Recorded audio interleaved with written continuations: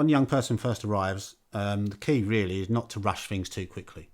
You know, it's human nature to want to introduce the child to the environment very, very quickly, all the people, all of the animals, all of the pets, etc., etc., etc. It's important to try and take a little bit of a backward step, a little bit of a breathe, let the child, feel comfortable in their own environment, let them come to you in the first instance. And from there you can hopefully then begin to build exactly what, how it's going to work going forward. One word, routine.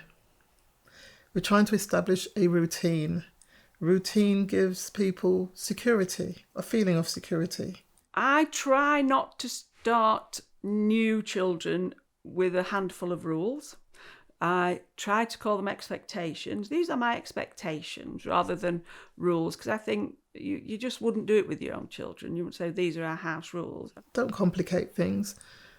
I never have pre-prepared, I've got this for dinner. This is what you're going to have.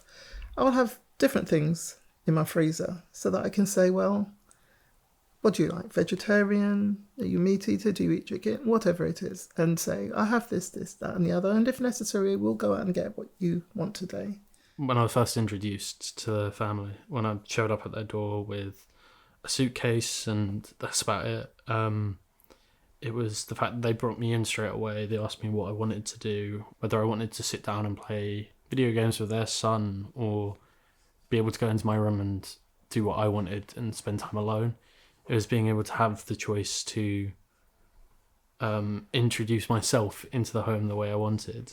I never assume that anyone who's arriving will have the basics with them. Often people don't have the basics, so I'll keep basics that are unused for new arrivals, toothbrush and so on. I try to show people what the local shops, what's in the local area, so that they can orientate themselves. We'll talk about the phone. Always everybody says, what's your Wi-Fi password? That's the greeting these days. So it's to give someone access to the internet.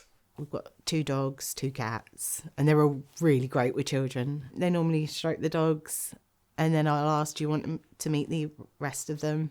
And then everyone sort of slowly comes in.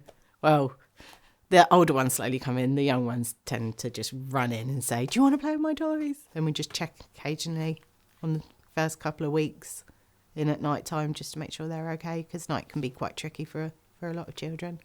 So just let them know we're there. You can expect that sometimes when the young people are settling in, there might almost be a honeymoon phase where everything's all, the young people are on their best behaviour. And then once they start getting a bit more comfortable, then, they might try and start pushing boundaries. So it's just to be aware of all those things. If you say you're going to do something or take someone somewhere, you do your best to make sure that you do that. Because often a young person's life has been full of broken promises and you just don't want to be repeating that cycle.